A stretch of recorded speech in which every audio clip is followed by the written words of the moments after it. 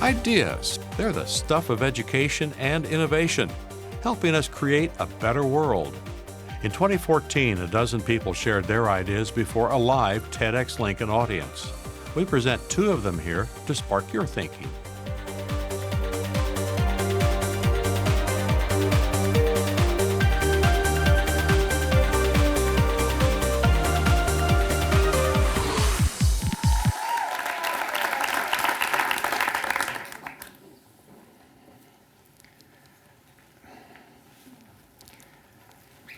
I've been stewing about global warming and the greenhouse effect since I first heard the words in 1988. Until that day in June, I'd had no idea that burning carbon fuels like coal and oil and gas were altering the atmosphere and the oceans and making the planet hotter. Our consumer lifestyles that are the envy of the world were, it turns out, endangering the ecosystem that we depend on to live. This was global warming that I was hearing about, but it gave me chills. Over the next 20 years, I read everything that I could find about climate change, and the news just got more and more alarming. Hotter temperatures were melting the ice caps in the glaciers, raising sea levels. Weather events were becoming more extreme, with bigger and more deadly hurricanes, tornadoes, and floods. Heat waves, drought, wildfire was all increasing in frequency and lasting longer.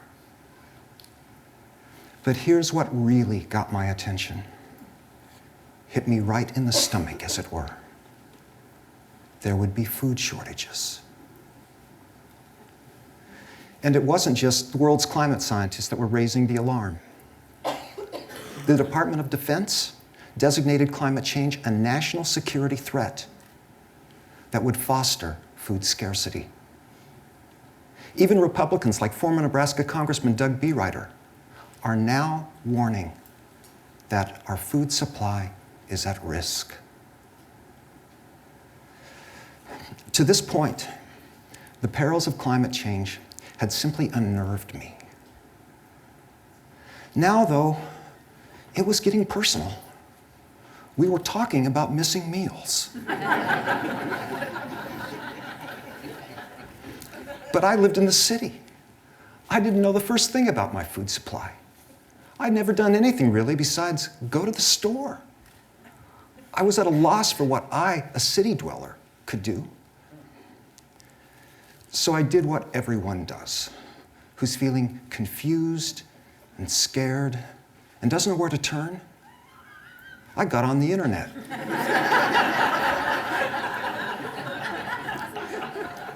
And I learned that the average bite of food on my plate travels 1,000 miles to get there.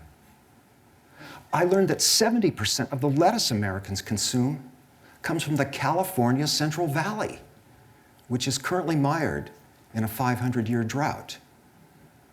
I learned that 90% of the money that Nebraskans annually spend on food leaves the state. We're not buying food, that's from here. And I learned that the largest irrigated crop in the United States is the lawn. We grow enough lawn to cover the entire state of Ohio. My head was spinning.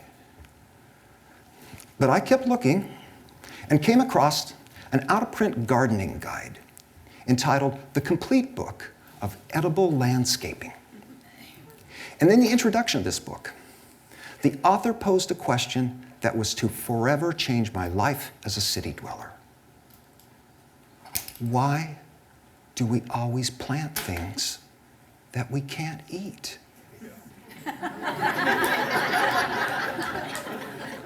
For the first time in the 22 years that I'd lived on my corner lot, I took a hard look at my yard.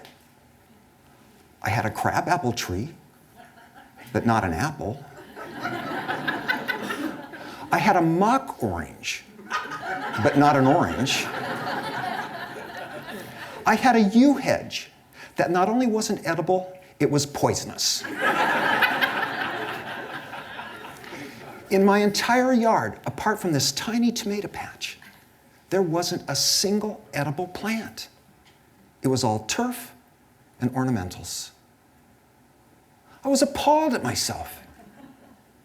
I began tearing up my lawn with a vengeance, determined to grow food in every inch of my property. In my fervor, I even dreamt about becoming self-sufficient on what I now called my urban homestead, just 12 blocks from Lincoln's downtown.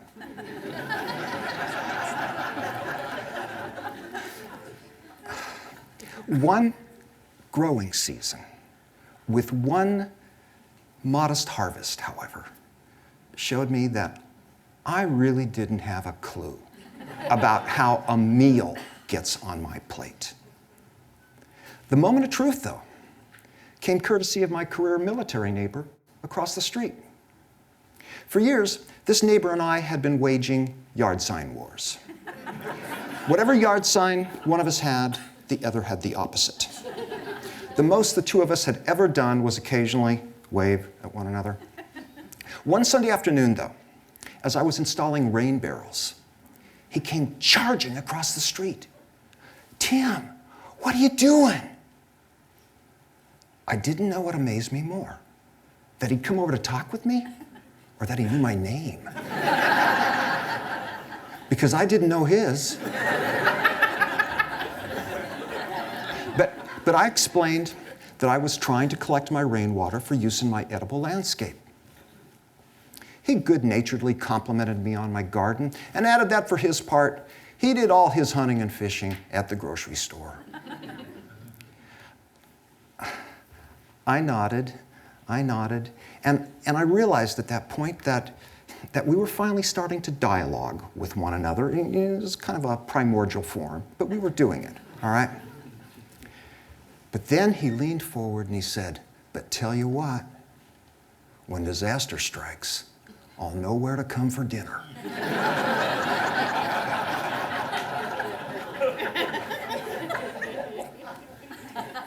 Here I was, questioning whether I could really feed my own family on one edibly landscaped lot, and now the neighbors were inviting themselves over for meals. Then and there, I knew I needed to be thinking bigger than what one household can do. My family had been renovating a problem house in the block, but now we set to work converting that yard to an edible landscape. Some friends of ours, Linda and Ed, purchased the adjoining property and turning the backyard of that lot into garden space as well. We began issuing invitations to our neighbors to start growing food. The first year we had maybe 8 families participate. For at least half of them, it was the first time they'd ever gardened, and it kind of looked like it. More weeds than food. But a seed had been planted, and we had high hopes of involving even more of our neighbors the second year.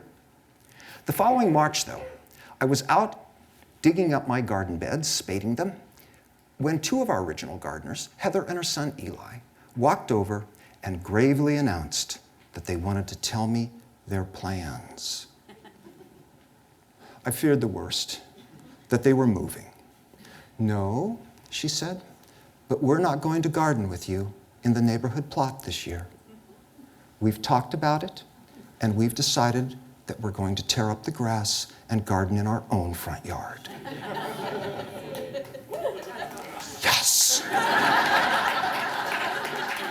And here's what their front yard looks like today, plus their new chicken coop. From that point forward, things just mushroomed. A neighbor I'd never spoken to before in my entire life wandered over one day and explained that her health didn't permit her to garden, but that we were welcome to use her backyard. And here's the bean patch that we planted in Lois's property, plus some cucumbers she liked. And then Stanley, an Asian restaurant owner and landlord that we'd been sharing our strawberries and pears and tomatoes with, one day up and gave us a patch of his rental property to garden in. He was so tickled with the 6 organic tomato plants that we put in for him that the following year, he turned around and gave us the entire yard, 5,000 square feet. Take the whole thing, he said. No more mowing.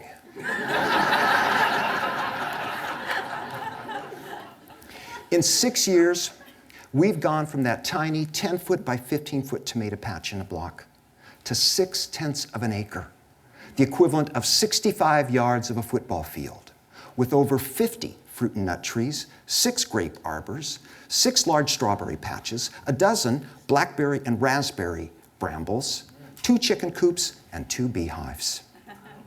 20 neighbors from in the block and across the street are now actively participating in what we call the hamlet. And we've gotten so pumped about what gardening has done for our neighborhood that we're now growing lettuce greens throughout the winter. For 22 years, my wife Kay and I had lived in this block and knew the names of exactly 3 of our neighbors. Today, we know everybody. And we've got the best unofficial neighborhood watch in all of Lincoln.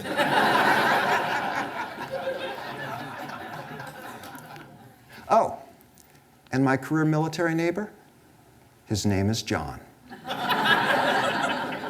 Nice guy. We just don't talk politics. We're growing more than food in our hamlet. We're growing community. We're getting to know the people we live next door to while we put some homegrown food on our tables. And with the onset of climate change and the threat of food shortages, this is exactly what our neighborhoods need to be doing. The city can't just be a consumer any longer. We can't just be eaters, expecting some faceless anonymous source to magically supply our food.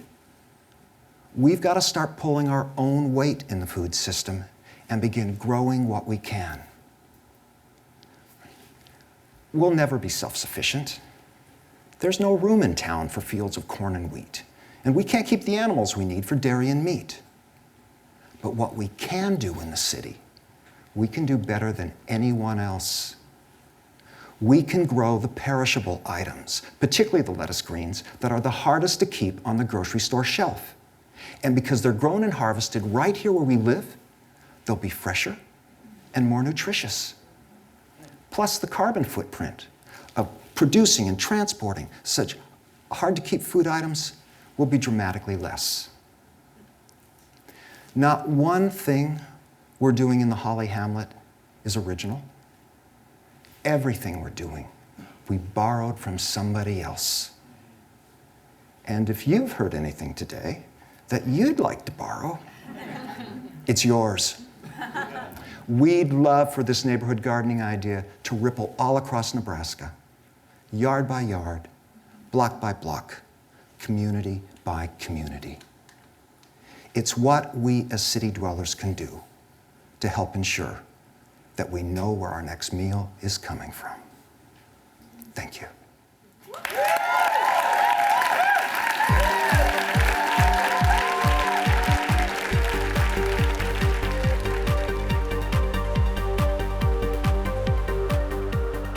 You're watching ideas that were presented at TEDxLincoln 2014.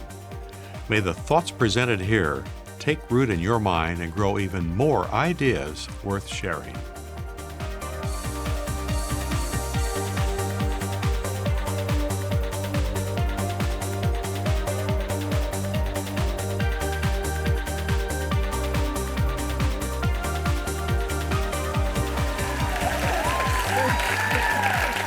Thank you.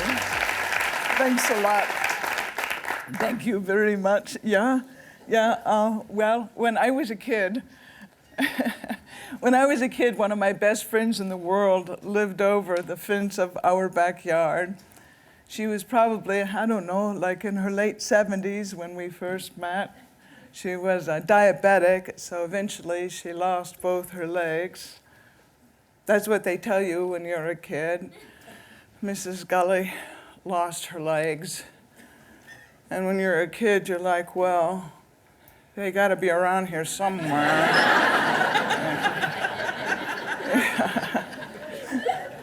And occasionally, I would arrive on her front porch with all the woes of childhood, like the time that Pam Davison got to go to Camp Kataki. Camp Kataki, horseback riding, cookouts, canoe trips. I had to go to church camp. Church camp. Like a ride in a basket down the river's a good time.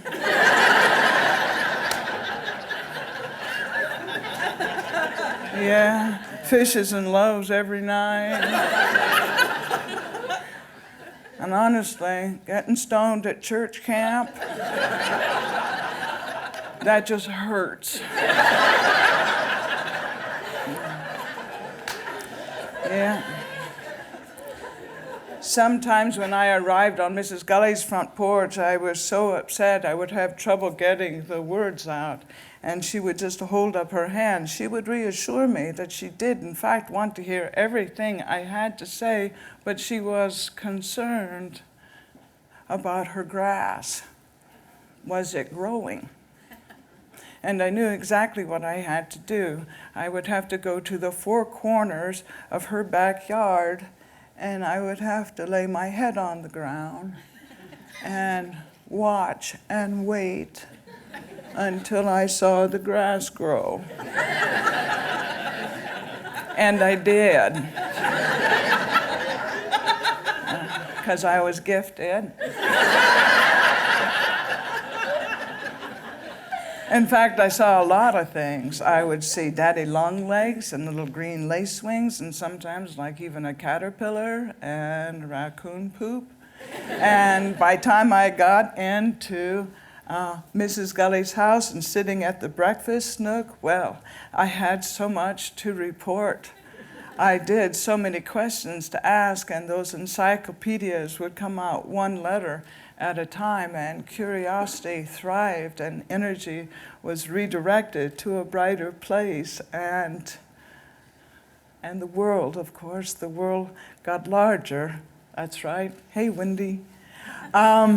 Anyway, so there it is. Curiosity, see? Curiosity is an ageless traveler.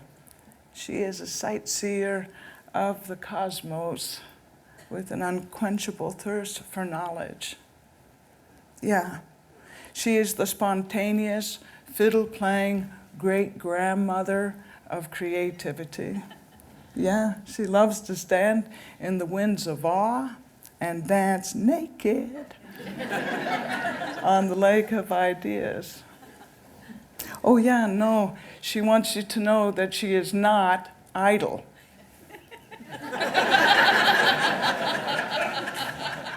And her cat is just fine. So there it is. Curiosity did not kill the cat. Yeah, I really do think it was that car.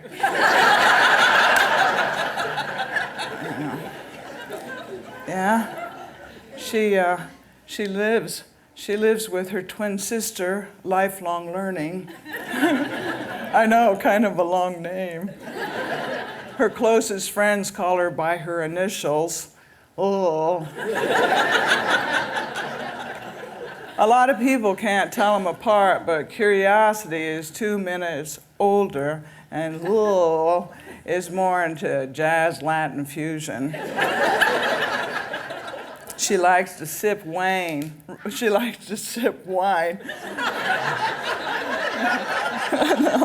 I know. Oh dear.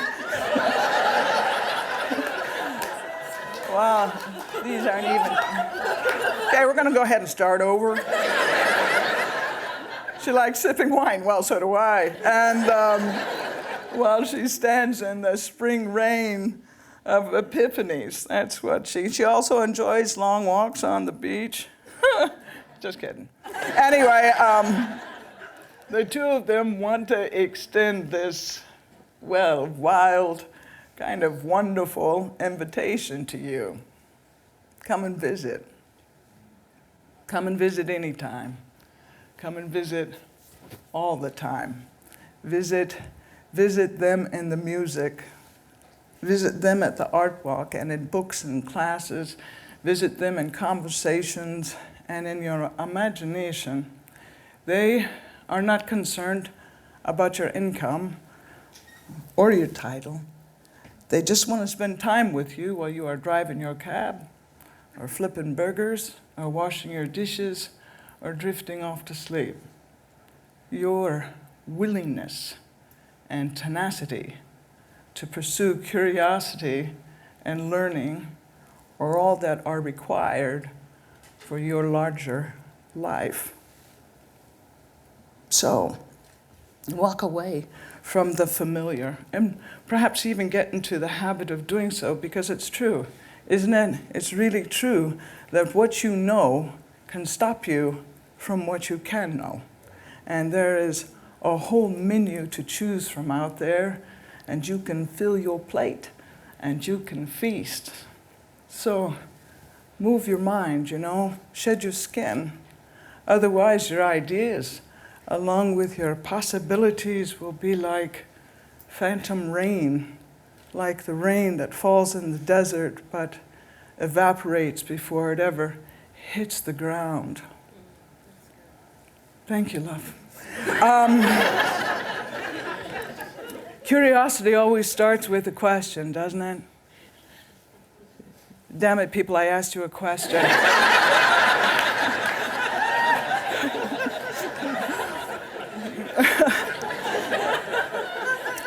There is this great word in the word question, and that is quest. Huh? Yeah, quest. So that's a seeking. It's a journey. It's a pursuit. It's the Holy Grail. People, it's the 100-acre wood. That's what it is. Yeah. You need to ask questions. Questions are at the heart of my business of humor and creativity. Have you ever wondered what a tree thinks when you're putting wood chips at its base?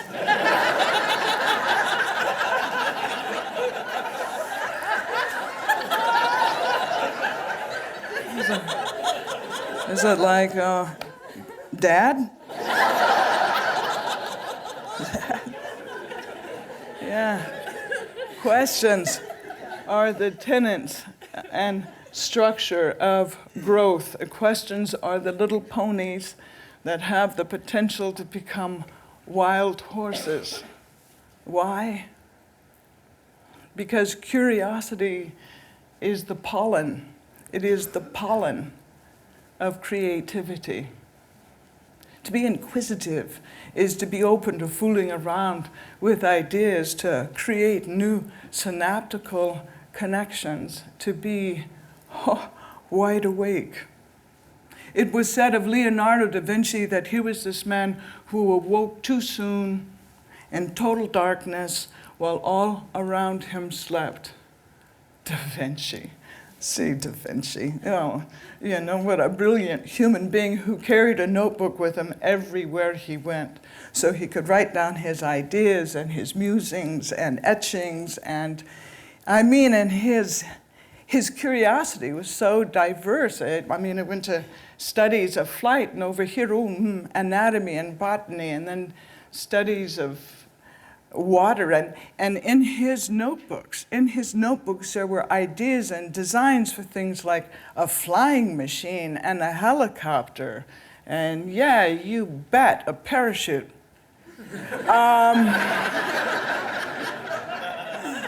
And trust me, I'm not even touching the tip of the iceberg. And people go, geez, how did he do all that?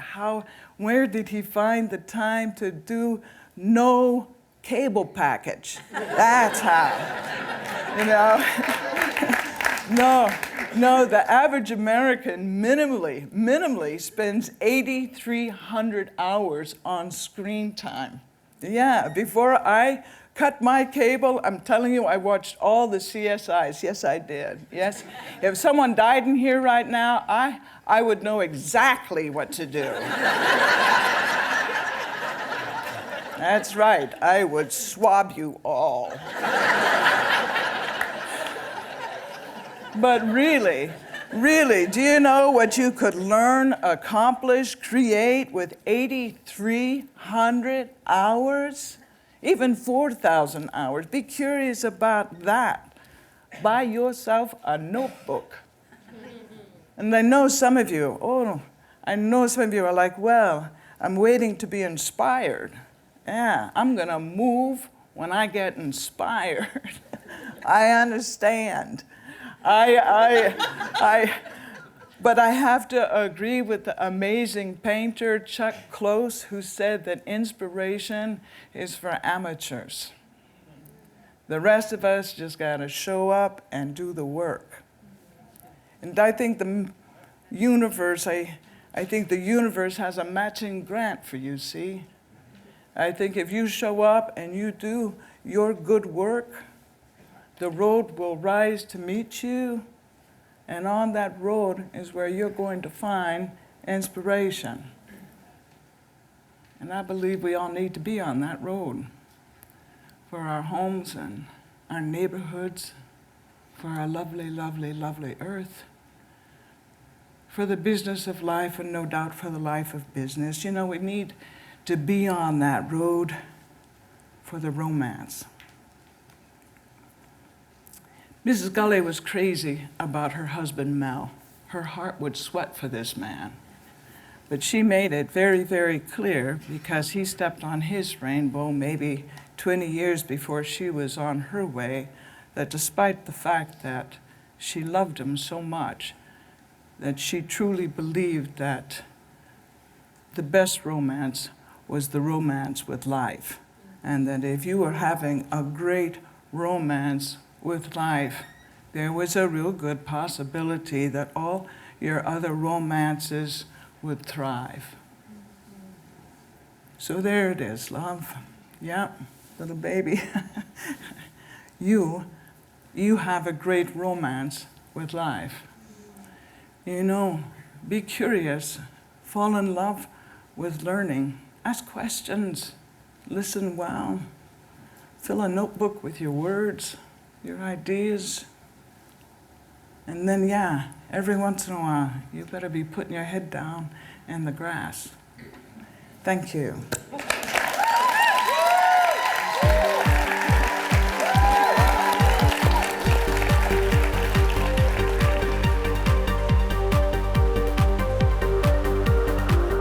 The ideas presented in this program were shared with a live audience in Lincoln, Nebraska. Ideas should be shared. What's yours?